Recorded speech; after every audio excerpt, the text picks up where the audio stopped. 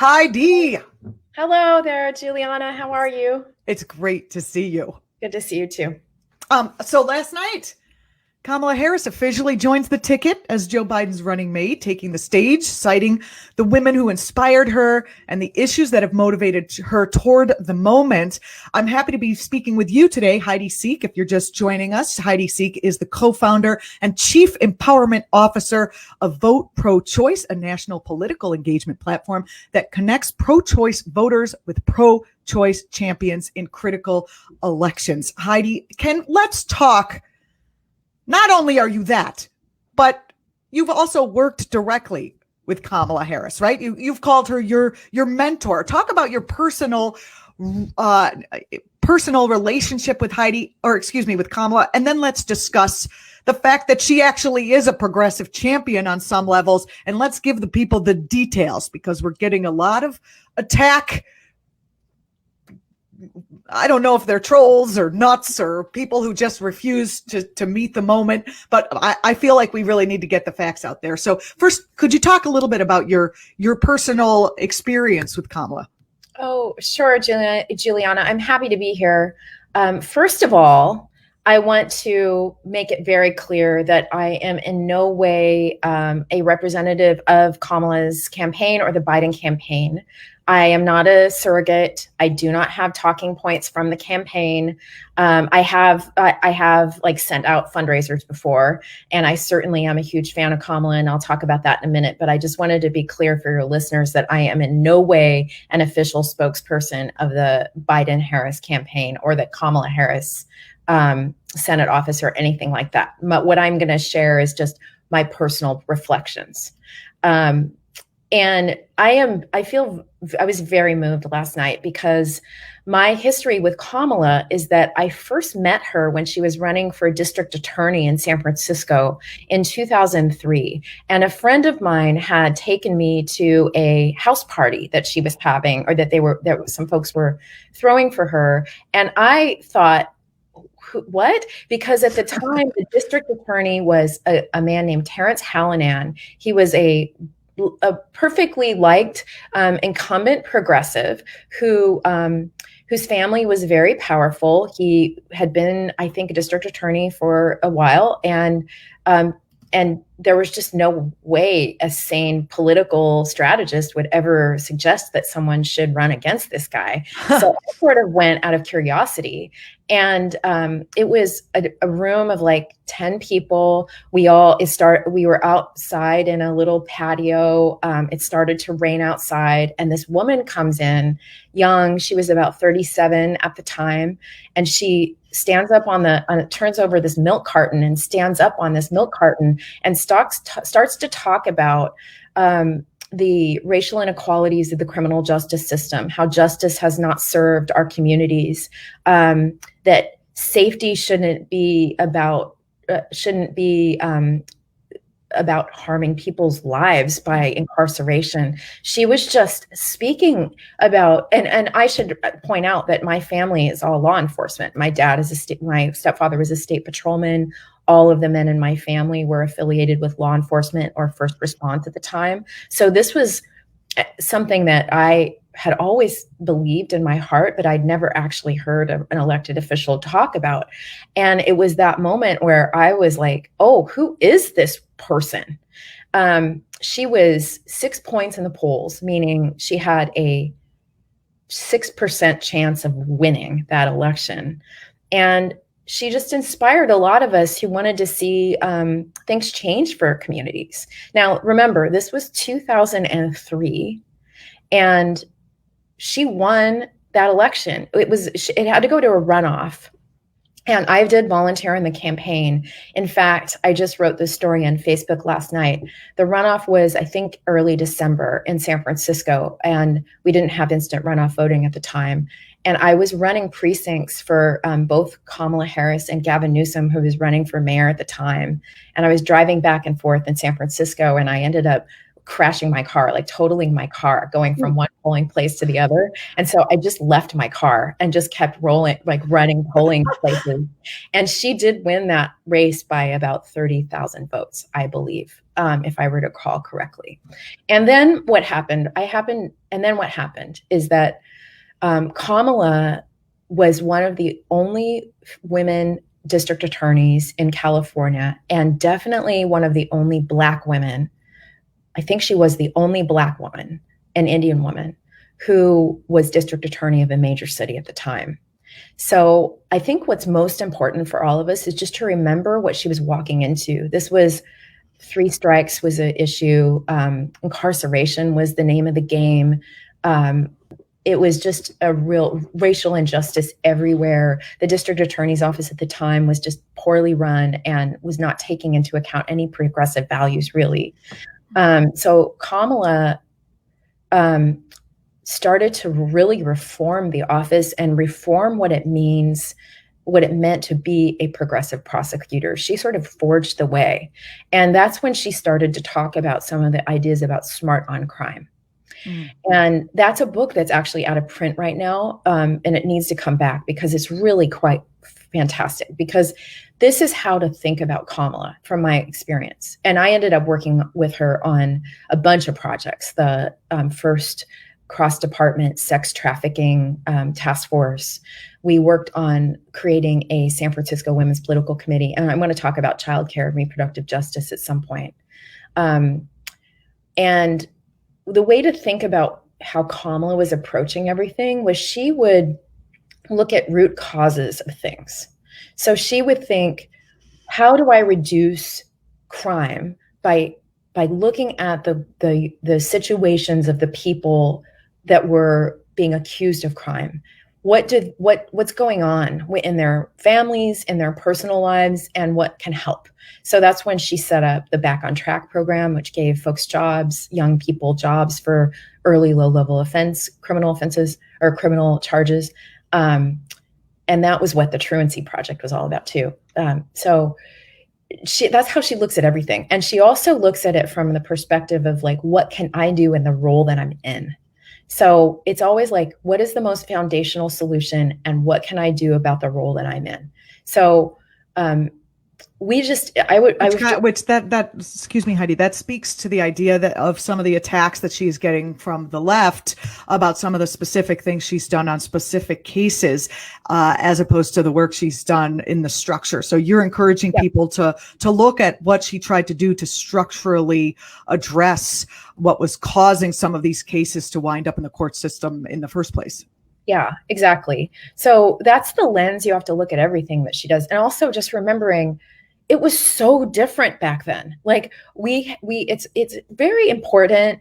But now I do think that there's a lot of misinformation out there, and I don't think it's all coming from good actors. I do think it's coming from outside disinformation sources and some bad actors and nefarious actors that want to skew a perspective. But you have to remember, like, she was innovating at a time when folks didn't think about these criminal justice reforms at all. She was thinking foundational solutions. What can I do in my role?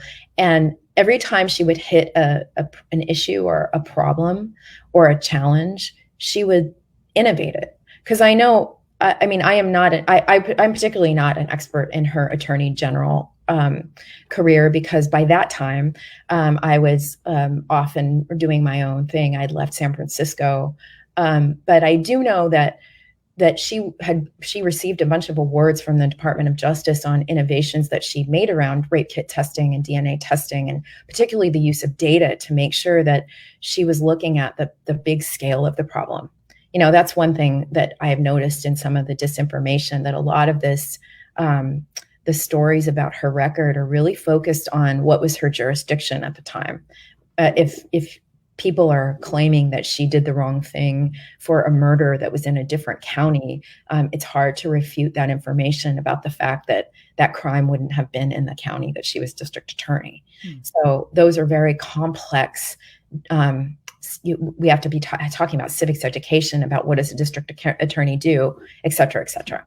Oh, yes. So Well, education in this country's been undermined. There's no social studies anymore, well, as far as I know, in certain areas. So it's easy to mislead an uneducated public. No offense to everyone, including myself as a public school yeah, student. but in addition, like no one really, unless you go to law school, no one really teaches you the different jurisdictional boundaries of a district attorney or an attorney general. Like that's hard to know. You know, I'm not perfect at this. I actually have learned a lot during these last few years of just watching some of this disinformation come at the different candidates.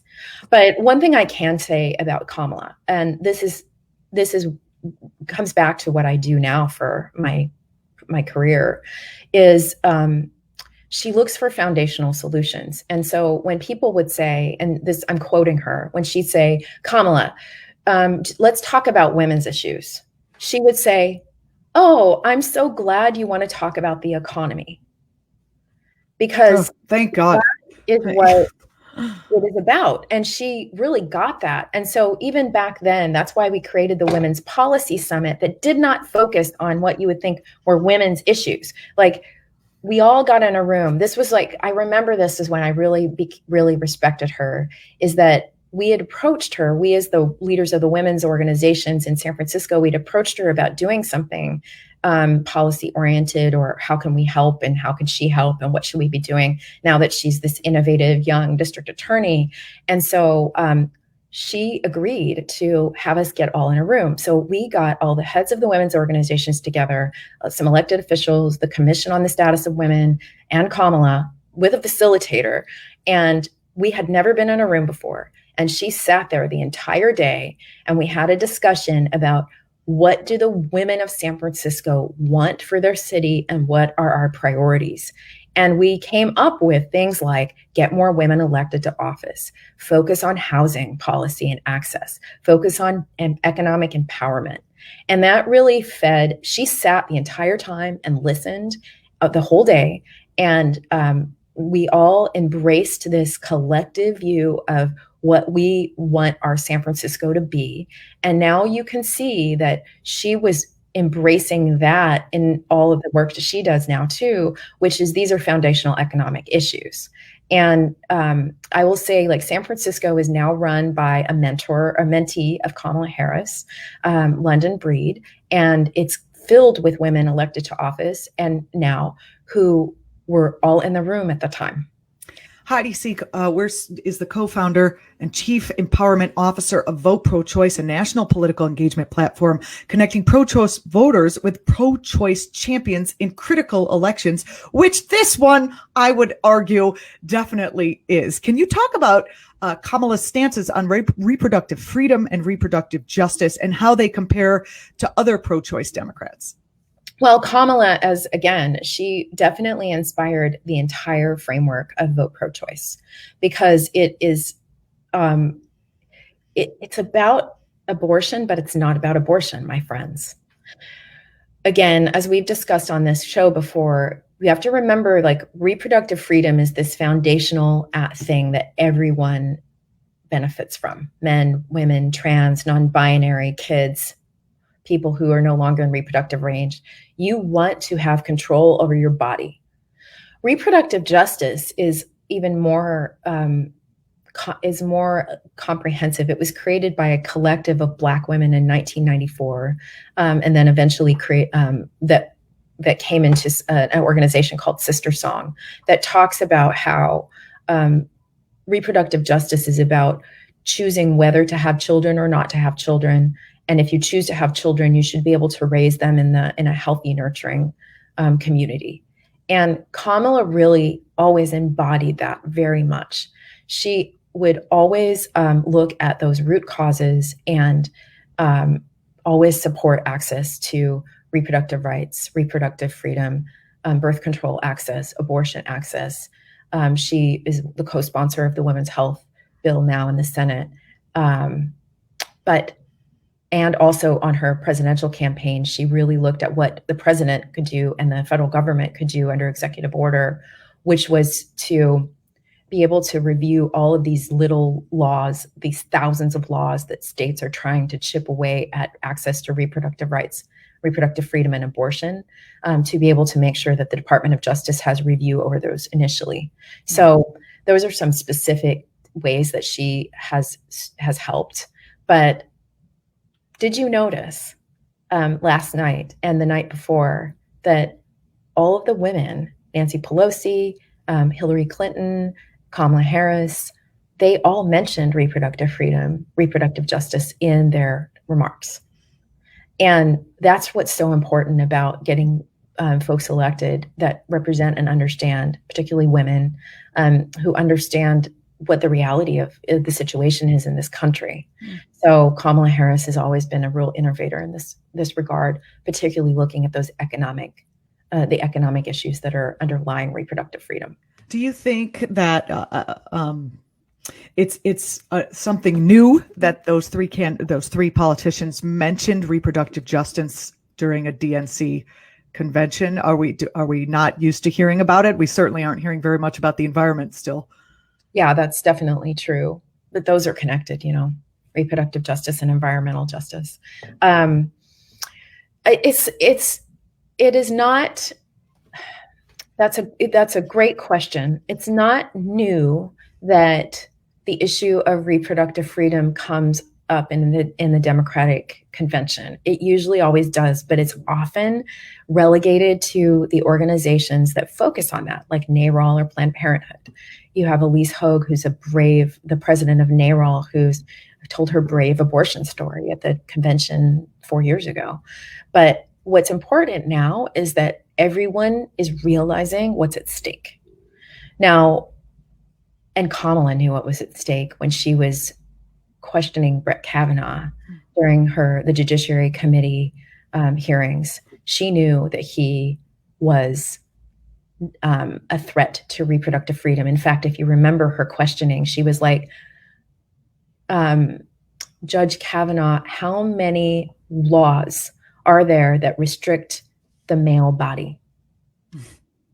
And you remember that? Mm-hmm. And there were none. He had to admit there were none. And what if she had not been there to ask that question? And so you will see that women, particularly now women in these higher levels of office, are really like making sure that conversation is inserted everywhere, because we have to be talking about access to reproductive freedom in every conversation we're having politically now, because so much is at stake.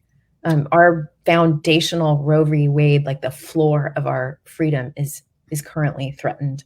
And Kamala is there on the Judiciary Committee making sure that those questions get asked. Do you think that as vice president, she can forward these progressive ideals around reproductive freedom, reproductive justice? Oh, yes, I think so. And also, I'm going to be real honest, like real talk. Kamala was my first choice as president, and she still is. And 4 more years and she might be there, you know. Yeah. And I will admit, the Democratic platform, for a lot of the folks that are listening, your progressive followers that are listening, it's not good enough. And let me tell you, it's not good enough on reproductive rights either. Rights, freedom, and justice. In fact, it reverted in some ways to like pre-2016. And that is just unbelievable to me. It should be expanded. So Kamala knows that. And she is particularly fierce when it comes to the use of the law in this regard. So I think it's really important to have her in that role to be able to push both the platform and the Biden campaign further. Now, I will say that the Biden campaign's agendas for the caring economy infrastructure that Elizabeth Warren was talking about a little bit, and the women's agenda, are quite groundbreaking in that they're rooted in the idea of the economic justice of childcare and what it means to be able to take care of your families, and living wages, and the impact of this COVID-19 pandemic on women and families and mothers, like you were talking about earlier. So we're getting there. And that is actually what I want to say. I think that that's a message that I want us all to embrace as progressives and progressive community, is that the great thing about having a Biden-Harris presidency is that they will listen. I will tell you one thing for sure. Kamala Harris listens. She listens, she learns, she evolves, and she will come up with plans that are effective and implementable, but also really progressive. And she will definitely be there pushing the Biden administration and Biden in a much more progressive way. And that's one thing that we must remember. As a voting senator, she is always one of the most top 3 progressive senators in that body, jockeying between most often Ed Markey of Massachusetts, Senator Warren, and Bernie Sanders is like 5 or 6. That's interesting what you said about the listening. I sometimes I have these thoughts like, why is it that we want women leaders in office if they're, say, like right wingers, or, you know, what's the difference between women? And I think that perhaps you may have hit the nail on the head, which is that they are more likely to listen than say their male counterparts. Oh, go ahead and put the comments in, whatever you want, you know. Yeah, bring the comments. I can see it. Bring the comments. I can't see them, so you look like. That's perfect. We'll look at them later and drink wine, and we'll combat them privately. I mean, I also do think it's so important to have folks that are representative of many communities, because there's a compassion level that we have to have in elected office right now. Like, Kamala grew up in Oakland, California. She was born in Oakland, California. So everyone. To incredibly wealthy real estate parents. Oh, wait, no. That was not to social justice warriors, you know. Here's a question. Yesterday, we spoke to Professor Richard Wolff, and he sort of let the cat out of the bag about her father being an economist, and a real kind of socialist economist that she doesn't mention much. Do you think, she often talks about her mother. Do you think that she's doing that on purpose so that the right wing doesn't, chomp on it and say, oh, she's the next Marx. She's No, I mean, obviously, she studied economics at Howard. Howard. She went to That's good. I was just about to criticize going to Harvard. She went to Howard. Studying economics at Harvard, as Richard Wolff has told me, that is a good way to study capitalism and not like true economics. I would imagine Howard would have a whole different thing. That's okay. You grads out there that I just really messed that up, but she studied economics at Howard. So certainly there was influence there, but her parents got divorced when she was 5. And so her mother did have a huge influence, and her father, not so much. And that explains it. And that is just what is so important about having folks from different perspectives and in elected office, because Kamala has so many experiences as a Black woman, as an Indian woman, as a child of divorced parents, raised by a single mother who is trying to make ends meet, social justice warriors. Her sister, her sister was the executive director of the Northern California ACLU when she was district attorney. So she often jokes, can you imagine what family dinners were like? There was her family had such influence in her prosecutorial perspective that she went in as a progressive reformer, doing whatever she could do. And so that's what she brings to it. She brings her community. She brings what she saw both in San Francisco with just trying to help kids who were struggling to not fall into recidivism, in just looking at economic levers. So you want folks that have life experience. And so Supreme Court Justice Sonia Sotomayor always says this. You want folks to have life experience that can bring a perspective through which you can see how laws and programs need to evolve. I think there's a question, there's a hunger out there for someone who can kick some ass. And Joe Biden is like a sweet, he kind of tries to bring the fire and the fury, but he's just kind of can't we all get along? And it seems like Kamala fits the bill for the hunger that people have to really get out there and kick some ass. I mean, her first speech about Trump was I couldn't wait till she, I can't wait. Do you think she's going to get to debate Mike Pence, or will he not be allowed in the room with her? On October 7th in Salt Lake City, Utah, there will be a Kamala Harris, Mike Pence debate. Like, I think we should make it larger than the Super Bowl. It's going to be the best show in town. That's going to be awesome. Let me tell you about, like, this I can absolutely say for certain. Having known Kamala and worked with her and been mentored by her since 2003, she is fierce, she is fearless, and she takes nothing from no one and will speak her mind.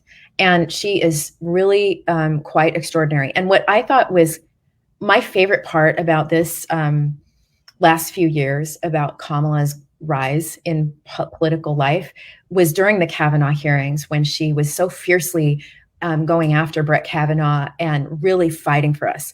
And I was the first person in that Senate Judiciary Committee hearing room that day. On that first day, I was ready to scream and yell and get arrested and do whatever I had to do. And I sat down with all of my sisters from the movement, getting ready to do what we needed to do to try to stop this race. And I looked up and I saw Kamala. And the minute the gavel came down with Senator Grassley, Kamala started to protest. She tried to stop the hearings. And it really was like, yes, this is what she does. This is what she taught us to do. We started screaming. The protest began. And she did not stop. In fact, we all just camped out in her Senate office that entire month as like the safe haven on the first floor. And she would come down and just tell it to keep us bolstered and emotionally happy and, like going. But I will say that people started to be like, oh, she performed well, or she did really great, or wow, amazing. And I just shook my head and said, that's exactly who Kamala is.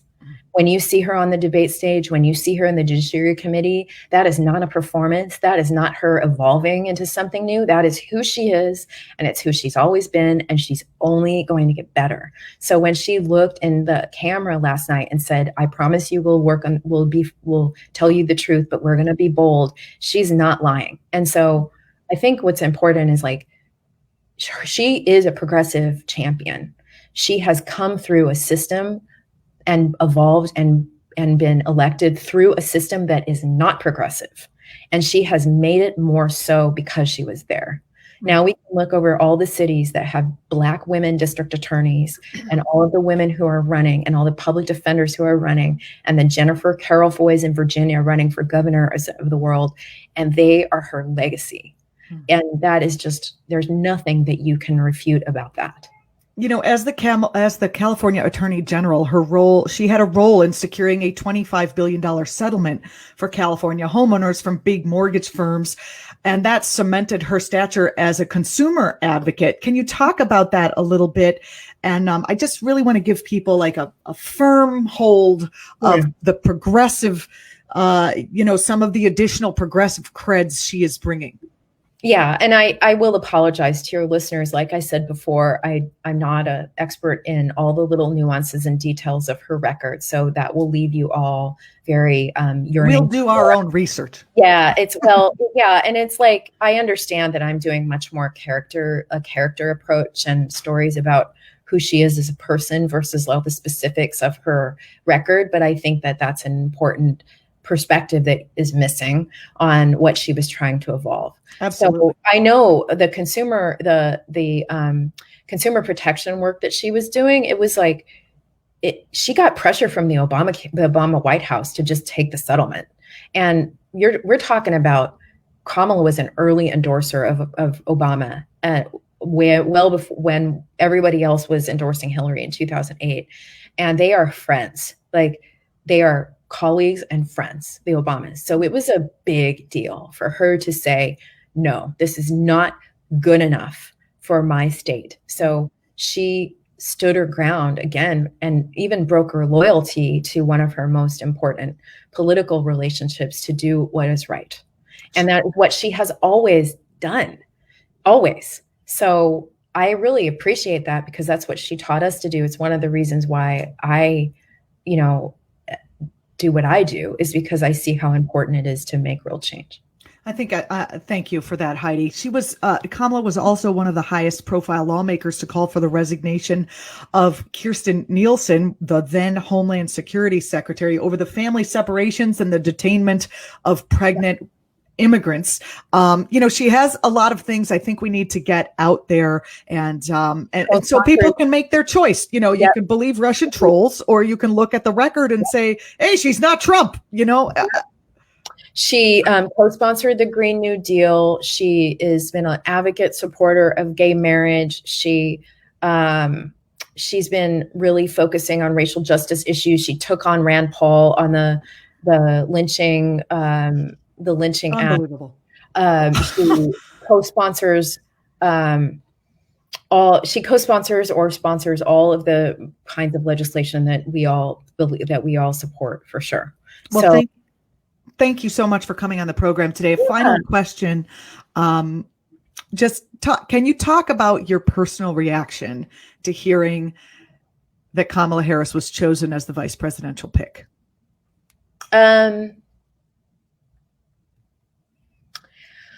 Well, I mean, I know she was the best candidate. And I also had it wasn't all joy. I knew what was coming at her. I knew the disinformation and the attacks on her personally, and the misaligned attacks on her record were already ready, and they're coming at her. And while she's tough enough and it doesn't bother her at all, those of us who are defenders of her perspective and her work knew that we had a lot of work to do. That's why the We Will Have Her Back movement started, and the K-Hive is a thing, because there's a lot coming at her. The racism, the sexism, and the misconstruction of her, or the misrepresentation of her background. And so there was a part of me that was like, all right, now we really have to step up for each other. Mm-hmm. And that's what we have to do for her, and that's what we have to do for ourselves right now.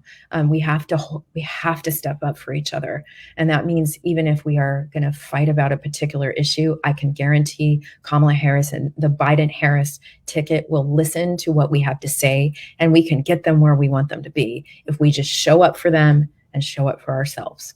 I would think that even in this moment, they have to appear as centrist and reasonable. Not that, being a progressive is unreasonable, but they have to appear possibly outside of their true, I don't know, maybe I'm making this up, but the whole deal is to win in November right now.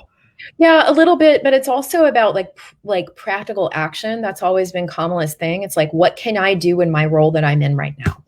She's willing to push the envelope, believe me. Like, she's willing to push innovation and clean up what needs to be cleaned up. She's absolutely willing, but it's more like, what can I get done, in these next 4 years? I do have to say she excites me just from the things that she has shown in the past. I mean, But I will say in summary, she is what you hope her to be. She is a progressive, truly, deeply, truly, but through in a pragmatic lens of where she's standing now. But with her as vice president, we have a big shot of making some real inroads onto all the policies and the perspectives and the healing that we need to do. And she's going to be there for us, unlike any of the other elected officials that we're used to having at that level. Heidi Sieck is a co-founder and chief empowerment officer of Vote Pro-Choice, the national political engagement platform connecting pro-choice voters with pro-choice champions in critical elections. Follow Heidi at Heidi Speaks on Twitter. Thank you so much for joining us, Heidi. I appreciate it. Thank you. If you're watching us on YouTube, don't forget to subscribe. We bring you this kind of talk, 5-7 days a week, anytime you want. You can follow us on Facebook at act.tv, on Instagram, and on Twitter at Instagram. You can follow me, Julianna Forlano, on Twitter at Julianna Forlano. I think I'm the only Julianna Forlano on Twitter, so it shouldn't be hard to find. Thanks, everyone, for watching. I almost look forward to reading your comments about this, but the "Have you lost your mind" comments about my excitement over that pick is have been interesting for me to hear. But I am reading it. So if you leave a comment, we promise that I will read it. Thanks everybody for watching, and I will see you next week.